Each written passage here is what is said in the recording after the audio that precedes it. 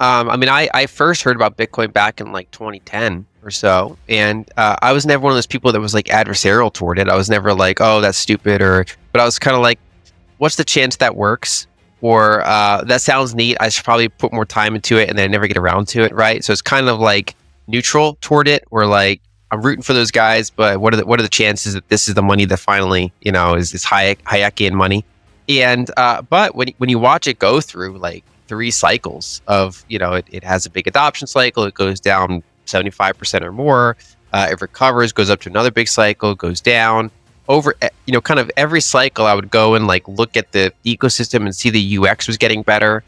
And so finally, even in the face of the world economy's turbulence, intelligent investors are constantly searching for enlightening direction to help them through a period of uncertainty. Lyn Alden is a well-known macro and financial strategist who has gained recognition for her insightful insights and creative methods. Alden presents a unique point of view that maintains a balance between caution and hope, even in the face of widespread skepticism over the place of conventional financial institutions in the rapidly changing world of digital assets. She contends that there are several benefits to being aware of macroeconomic trends and technology developments. We'll explore Alden's most recent observations on the relationship between traditional finance and emerging technology in this video, as well as how her approaches may assist investors in making wise choices in a market that is becoming more and more complicated. Alden asserts that although difficulties are unavoidable, they also provide doors to previously unheard of possibilities. I view that this period is fairly inevitable. And any asset that becomes $1 trillion liquid asset is going to get ETFs built on it in some jurisdictions. And in the United States case,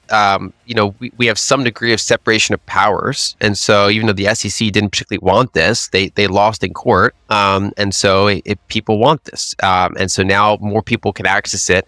There are pools of capital that, there's retirement accounts, there's managed assets, and a lot of them have not been able to access it, and now they can. So, and there's like imbalances built up. So the fact that they could only access it with like grayscale has been an issue, and now there's kind of like this big release valve where a lot of capital can finally get out of that big entrapment and move to other places that are kind of more professionally managed or cheaper, and things like that. So I think that's a process that's inevitable. I think concerns around centralization are somewhat overblown. Not to say that they shouldn't be brought up, but basically I think that, there already was a pretty big chunk of Bitcoin sitting in grayscale. Now it's rotating into BlackRock and Fidelity and a few others. The overall pie is growing moderately that's in those environments.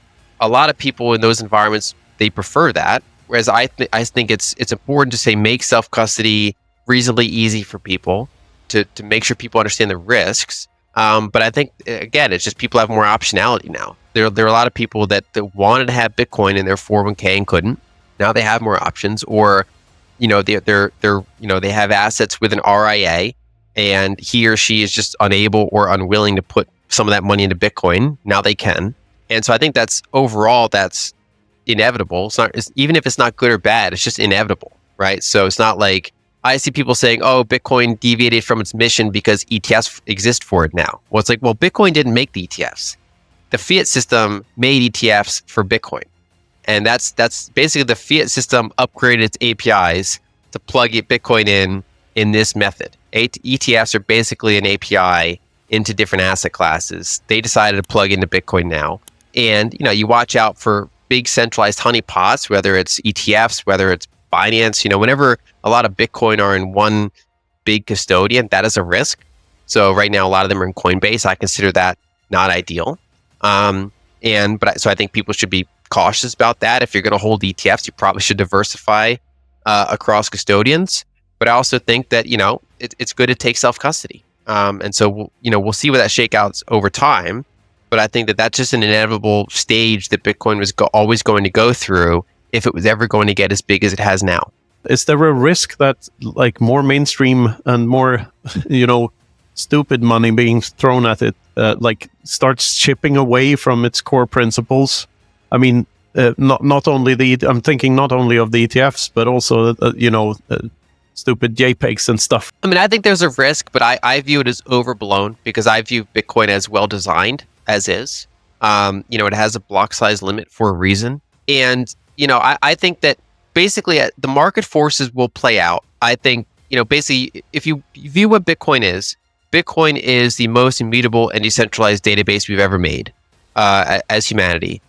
I think the biggest killer use case for that is money. If you have a really good decentralized open ledger, money is like by far the biggest addressable market for that. That's like $100 trillion market in today's dollar terms. It's a massive market. The total addressable market for that, in theory, is huge. You can timestamp other things to prove that they were not changed. You can use for speculative meme tokens. I think most of those that's like, at most a few $1 trillion market, non-monetary use cases for the most immutable database. I think that over the long arc of time, the monetary use case is way more denser. It's a way bigger market, and it pushes that aside. I think that while Bitcoin gets adopted, as it goes through, as more people look at it and figure out things they can do with it, it goes through these manias, it goes through fads.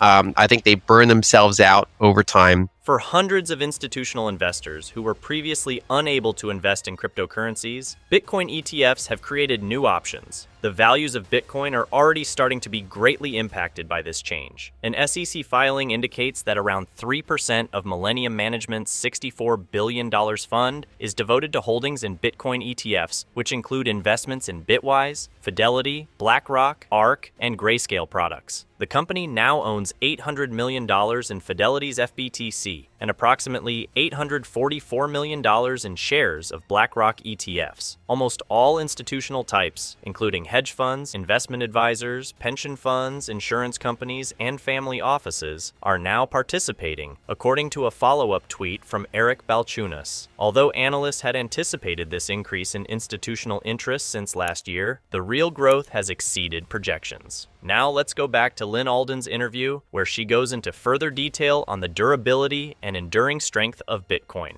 I first heard about Bitcoin back in like 2010 or so, and I was never one of those people that was like adversarial toward it. I was never like, oh, that's stupid, but I was kind of like, what's the chance that works?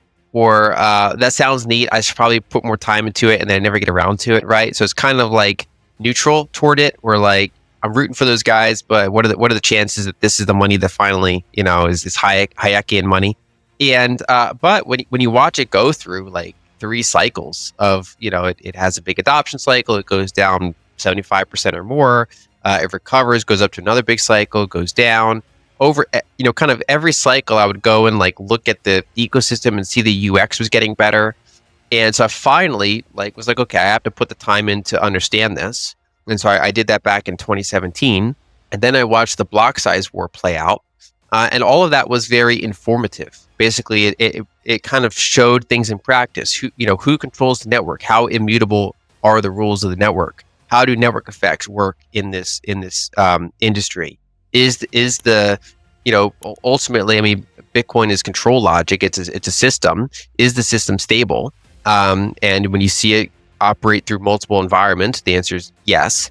And so basically, once I saw Bitcoin reach a degree of critical mass and prove itself as fairly anti-fragile, I said, well, if no one can kill this thing, and if it is now kind of critical mass of network effects, then that has macro implications. Now there's a money that moves faster than fiat while being scarcer than gold, and that has macro implications. So, for example, there's 160 different fiat currencies in the world.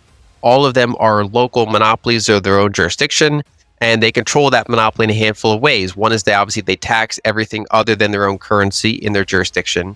But then 2, they control the inflows in and out of that country, right? So if you want to bring value into a country, there's really 2 main ways to do it in the pre-Bitcoin era. One is ports of entry, which are obviously pretty easy to surveil. Some gets through, but it's pretty limited. And then 2 is wire transfers in and out, but they're also surveilled and controlled. Whereas when you have internet money, you can anyone in that country can just hold up a QR code on a video call and I can send it to them. They can send me a payment string. They can, so every person in that country that's internet connected can get money from outside. The borders of that money are now way more porous. So they're less locked into their local monopoly. More can go out and participate in the free market of monies around the world.